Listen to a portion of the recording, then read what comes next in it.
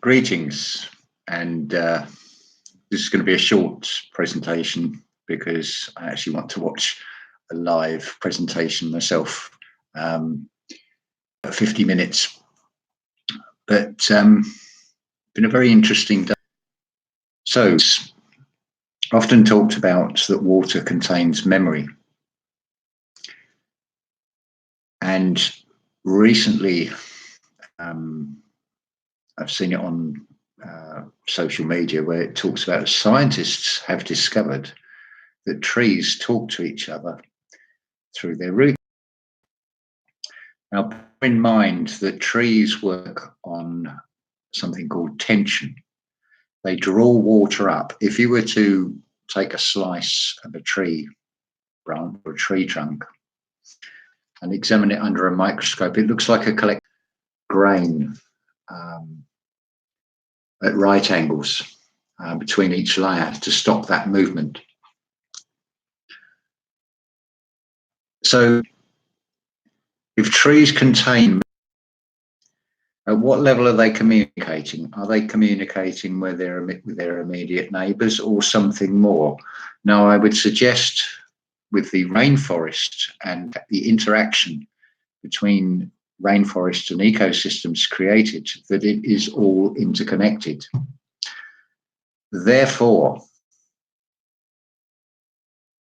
tree wood will also, it seems to not, because the roots of the tree obviously are in earth. So this is coming from below, as above, so below. Why necessarily all the spiritual information we get downloads from above? As above, so below. We are the center point between the two. Greetings, I'm human. Nice of you to join. Thank you. Just as a very quick recap, I'm talking about trees and the way they use water. It works on tension. And then there's also scientists have discovered that tree roots communicate, help each other. From that, what I'm getting is from where I'm preparing this floorboard to turn it into a shelf. As I'm taking the stubborn varnish layer off, it's exposing the grain of the wood, which will still contain moisture. This is why doors traditionally are constructed in that with the panels. So we have to ask ourselves, how much memory does a tree hold? Now, I was thinking about this particular floorboard. It's that very dark brown, and it would have come from a house that would fit in to the 19th century built. So could it even be Tartarian? The information I'm getting coming through is very interesting. And this leads on to this next point. Flat Earth British Sub, Lee has uploaded a video. It's got an image of this Jesus figure crucified on the mast of a ship, wrong way round. When you see this man nailed to a cross, and it's normally got the light round it. Well, looking at and what is surmised about these Tartarian vessels, they don't have, it's not like a sailing ship. There are no real sails. It seems to be more like wiring.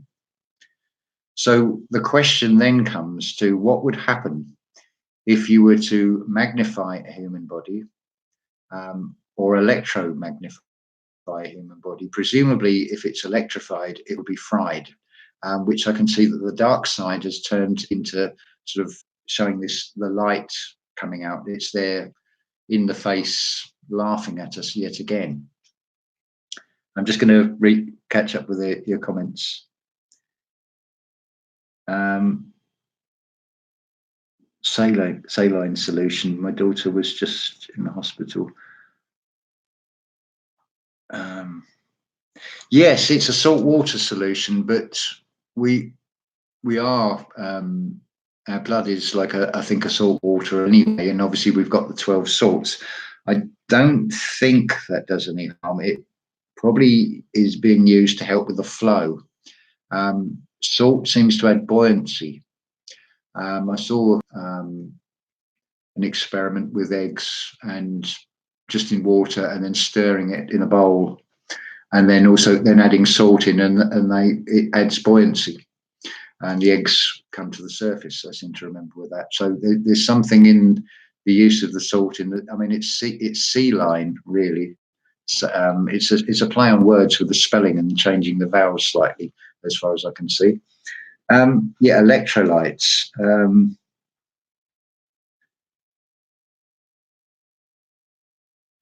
It's very interesting about this. Can't drink salt water, but it's in the blood. It may need to go through a filtration system through the kidneys or something. Maybe I'm only guessing on this and just sort of thinking out loud. But yeah, I wonder if, with trees, how much memory does, even in a living form or when they're cut up into planks of wood.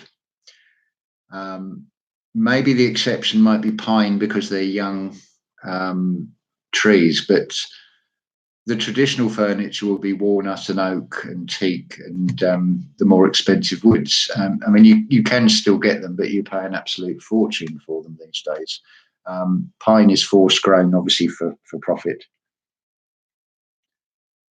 Yes, trees do have a personality of their own for definite, and I've said before, we can learn so much from nature, and in particular from trees, because they are rooted in earth and they grow towards the light and they support each other and they communicate with each other. I think that's a brilliant. This is their home. It's not, we're just sort of guests here, really. And look at the life they provide and the cycle they keep going, and they supply the oxygen that we all need to live. Our hair is our trees, basically, because we've got roots.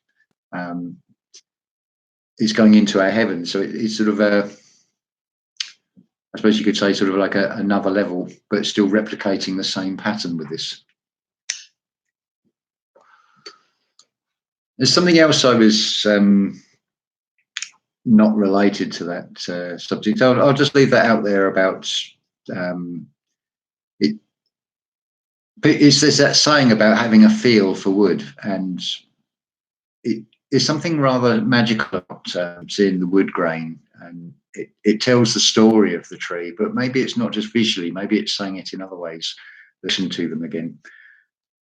But anyway, on an unrelated topic, all this talk of moon landings and things, and there was a program my mother watched on like the whole moon landing.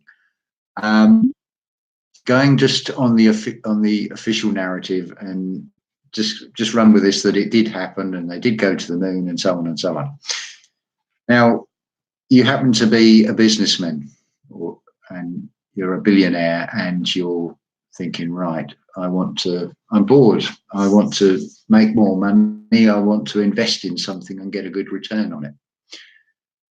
So it's not a question of whether we did or didn't go to the moon. The more important question I would say is, how much has all this space exploration actually cost so far? Bearing in mind what it said about how much NASA takes per day.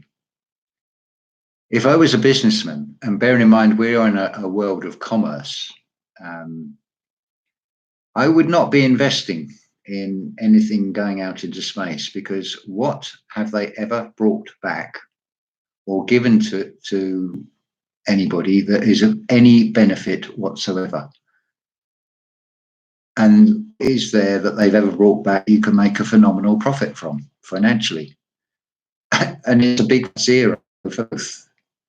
It's ridiculous. It's like it's legalized theft, because you may well have voted, but did you actually get to vote on whether your government wants to start spending vast sums of money on a space program when there are vast areas that have not been explored, i.e. the Antarctic and below ground, which would be probably far more potential There's also the idea of, if you do send anybody out into space, what if something goes wrong? How are you going to? Where's the backup plan? How are you going to rescue them?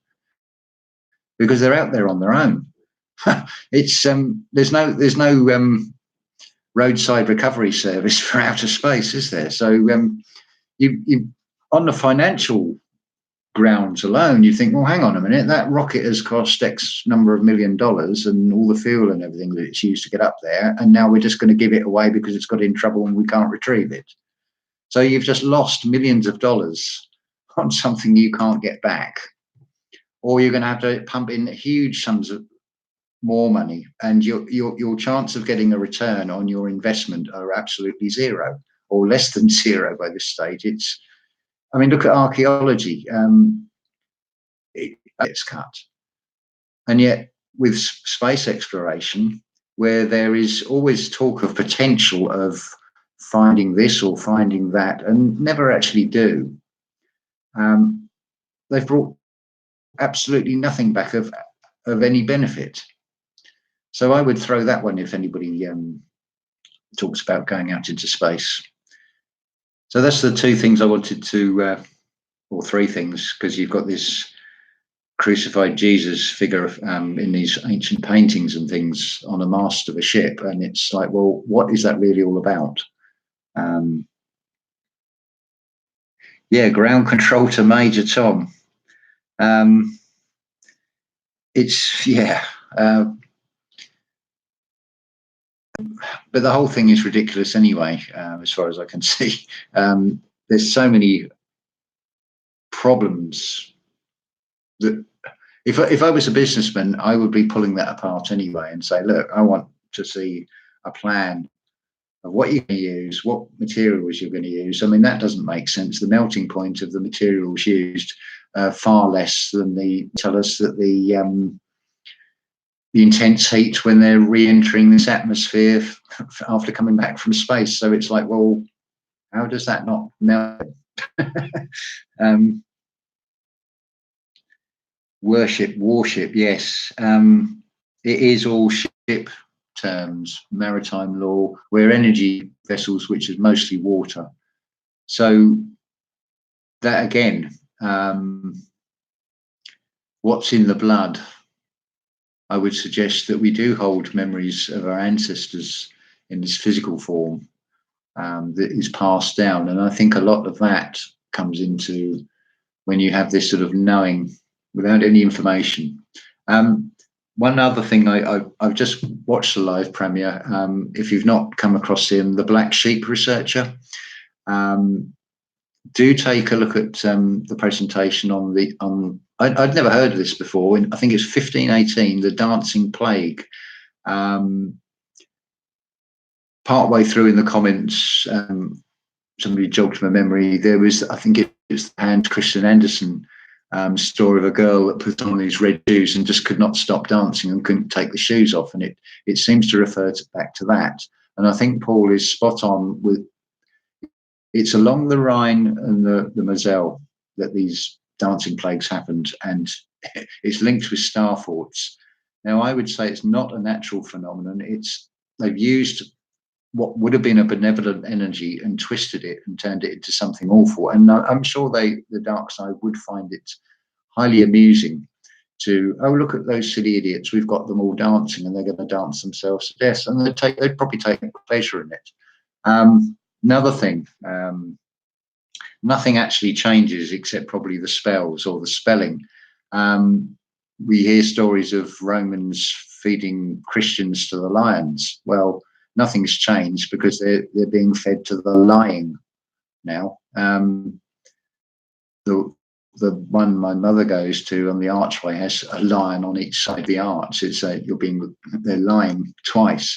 They've just changed lion. They've shown a lion, but meaning lying. Another comment came up about the word, why is it not child or baby? Why is it fetus? Well, it's a fee to us because it's a birth certificate. It's a speculation. But they're going to put a value on that certificate and you'll be traded. So nothing changes. It's still all roads lead to Rome on this one. So I think that is where you get the word fetus. Now embryo, the EM, that's the me backwards again, and it precedes a lot of words. It seems to suggest the start of something like, as well as embryo, you've got embrace, embark. So even the EMB part of it. Yeah, fetus.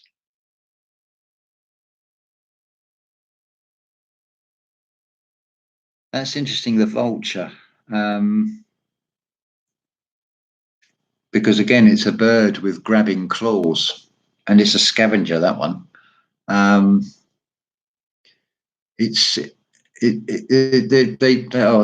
They've taken every symbol of every animal, every symbol of every shape, and they've corrupted everything. Again, Egypt seems to figure a lot in all of this as well. The religions, I would say, definitely all Phoenician in origin.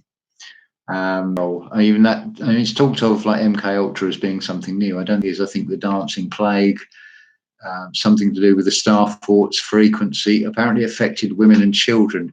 And I did make the comment to Paul about, this is from Grey's Anatomy, that I looked at, happened to see a copy of it, an older copy, and I thought, let's have a look what it's got for pineal gland. And it says children have proportionally larger pineal glands than adults, and women have larger pineal glands than men. So it would make sense that it's something to do with the connection between the pineal gland and the star forts and a frequency that is causing that sort of plague of people dancing themselves to death. That seems to all fit in. The critical word to me was connection, alluded to as the cause of this problem. Just keeping up with the comments again.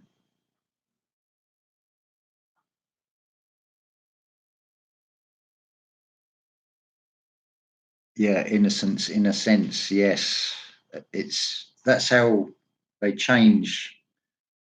By changing the spelling, it's the sound. Always listen to the sound with the words, because if you then sort of stand back and then look at the words and see how many different ways you can spell them. I mean, the clue is in the word on this one. But yes, I think that's very interesting with the wood and the grain, and it got me thinking about, well, maybe some of these aren't downloads but uploads, and I can see that sort of increasing more. And there's a song that came into my head that was a sort of big hit. There was a comedy series called Ain't Half Hot Mum, and it was Windsor Davis and Donna Stell. And I can't remember the name of the song, but it mentioned about the whispering grass because the trees don't need to know. And you think about trees, I mean, the biggest one obviously is the tree of knowledge. That implies that it holds a knowledge, a memory. Traditionally, libraries seem to be made out of wood. A lot of wood paneling and things in libraries seems to feature heavily. So I think there is definitely something with wood and memory, and this. The fact that trees use water, and they draw vast amounts of water up, gallons and gallons for a mature tree, more than they actually need. In some ways, it's not a very efficient system. And obviously, if a tree gets a break in that tension, that can kill the tree, because it's like having an air bubble in our veins or arteries, really, and then the air bubble gets back to the heart. Hi, Christine. Yeah, so that's really all I wanted to say on this one. How are we doing for time? Got half an hour clear. Whispering Grass by the Ink Blots.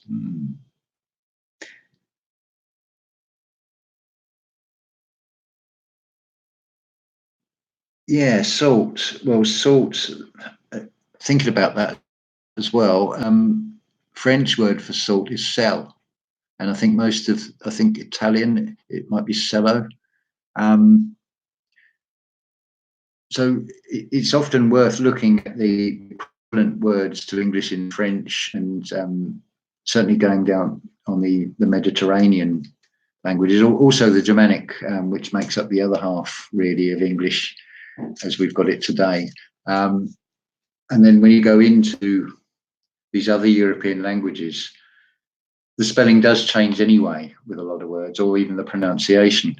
And I mean, cell, soul, salt, it's all connected in one way or another. We are our own divine light. We are our own star. We should be radiating outwards, shining a light anyway. So we've got the soul from that. We're made up of 12 salts. We've got cells. We've got blood cells. So we're sold on cells.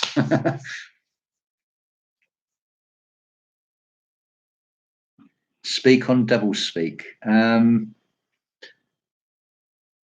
Double speak would be something like the famous or infamous one at the moment is with this saying, "You stole my childhood," which is really, I suppose, aimed at Elon Musk or whoever, whatever that was based on.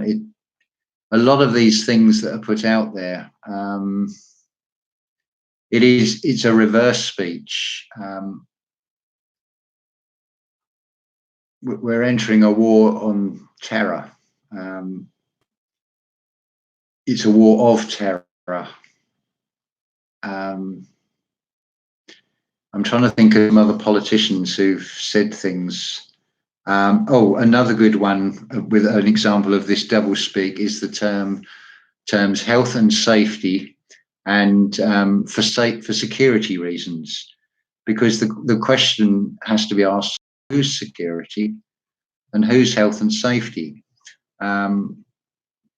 If you are of this predatory cabal, press that you possibly can, and no inroads into finding anything. So this is something else I was thinking about earlier. This speculation on, for example, did Adolf Hitler die? I've put forward the idea that they use these human shells like suits. Now, if you've got a top position, or someone who is significant, say like Jeffrey Epstein, to fill that gap, you're going to want to put one of your own in. You will not want to bring in an outsider in unless you have to. So I think they keep closed ranks, and they do recycle these shells over and over again, and even to the point of, look at these stupid humans. We've used this one before, and they, just because we've got slightly different style of hair and beard, they can't see that it's the same bodysuit that we're using, because they do seem to like to put everything right in our faces.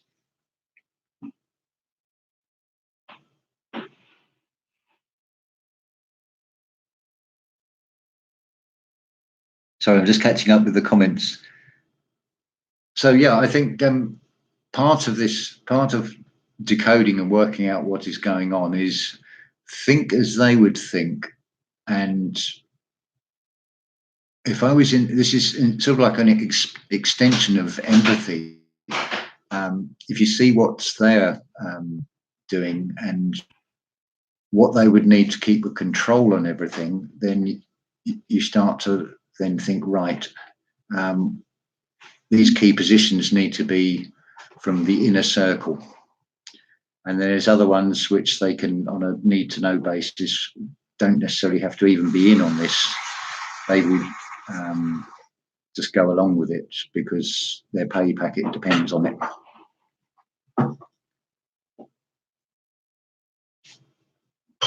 Okay.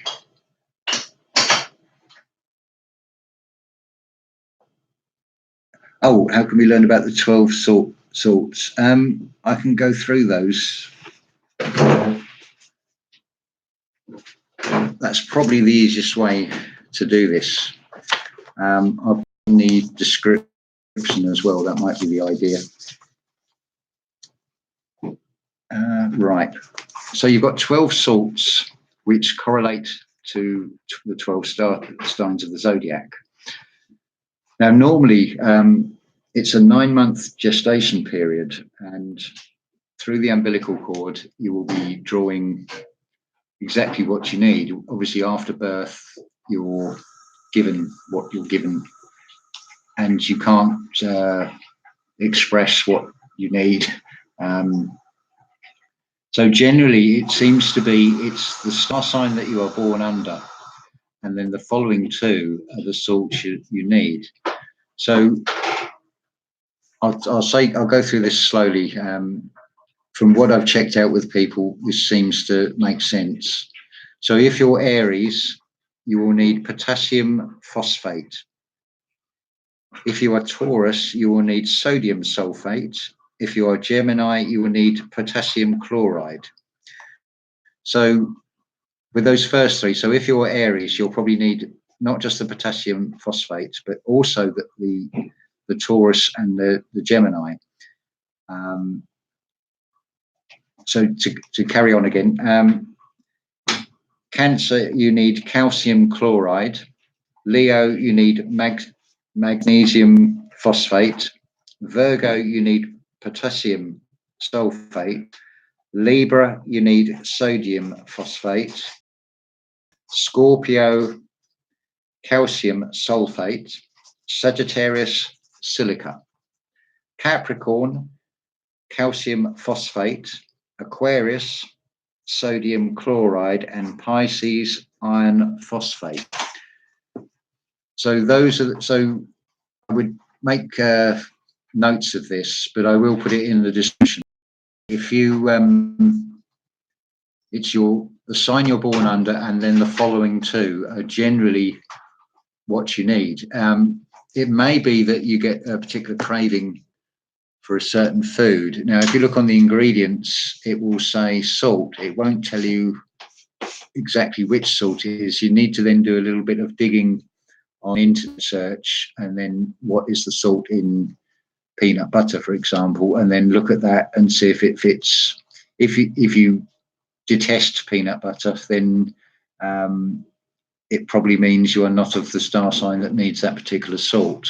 It generally seems to be that your body will tell you.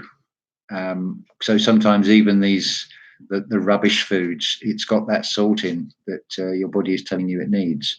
So it might be potato chips, for example, a particular salt in that, depending on what star sign you are. There's also the sun sign, your rising sign, to consider. I would seriously suggest that doing a more in-depth study of this, the best place to start is with Santos Bonacci and his Mr. Astrotheology channel, where he talks a lot more about this and much more besides, which will all make sense. But basically, the 12 salts are all about balancing your health. You've also got these 100 transition metals in minute traces being pushed around by your arteries and deposited as and where needed. Obviously, without any interaction from the mind, the body just goes on like an autopilot with this. And this is why we should also listen to our body. If you're getting a pain from an area of your body, that is your body warning you and saying, look, there's something, we've got a slight problem here that needs your attention. And I would definitely go with the use your intuition. Take the herbal route, take the natural route with any of these things. Don't go for the synthetic tablets, because you don't know what's in them, and how long a testing period do you need? I mean, there's plenty of things that seem to come out decades later. Take, for example, asbestos and causing cancer. It seems that they did know about this, but like everything else, they suppress the information. It is a case of we have to look out for ourselves and each other and try and help each other as much as possible. That's why I do these videos, really. It's I'm not talking to people who, when I say I'm not talking to, I'm not going out there to try and wake people up. They wake up when they're ready or not at all. That's of their choice. There is definitely a frontal temporal dementia that even when you do show them things, they shy away from it and don't want to know. Well, if they want to bury their heads in the sand, then that's up to them. I'm not going to waste time when there are other people who are on this spiritual path, who are open to just this voyage of discovery of oneself. That's what it is. I forget the name of the channel now. It's a lady who's been listening to some of my presentations and has even sort of used bits of what I've said on her presentations, which is the ultimate compliment, really. And I watched one of her presentations about Medusa. Now, seeing that everything else seems to be within, well, I would suggest the Medusa is within. If you look at the story, even Medusa turns to stone when she sees herself. Well, is that not our own dark side and our own ability or inability to face ourselves and face our own fears? Because we all have the light side and a dark side. We all have the potential to be good or bad, and we can do things benevolently, or we can do things to be self-serving and greedy. We hopefully are in control to make that choice within each of us. So I would say that is all the Medusa thing really is. It's like everything else. We've got the angel and the demon within us. We've got the twin caduceus. We've got a god and a devil, as it were. So why not the rest of it all contained within us? Everything seems to be within anyway. Everything comes out. It's our Earth. It's an anagram of Earth. We are a universe in ourselves, each and every one of us. I suppose you could say we are a super galaxy when we all come together. I've not actually broken down the word galaxy, but I'm sure there's something in it. Straight away I'm thinking about the X being a cross because of this language we've got.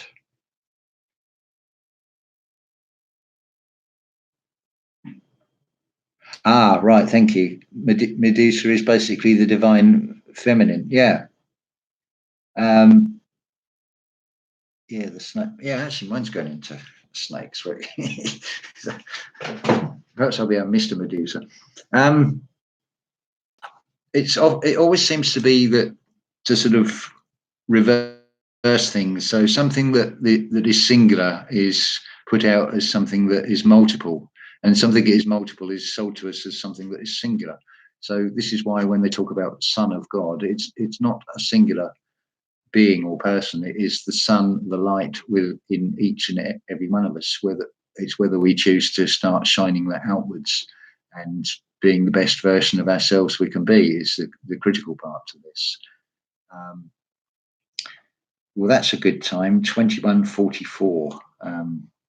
Because I'm still on summertime. I'm not doing this clock change nonsense. So I'm going to end this now because I want to watch this live presentation. It's Martin Liedtke. It looks a very good. I can't think of the name of the title now. I think it's something to do with the Nautilus, and it's going to show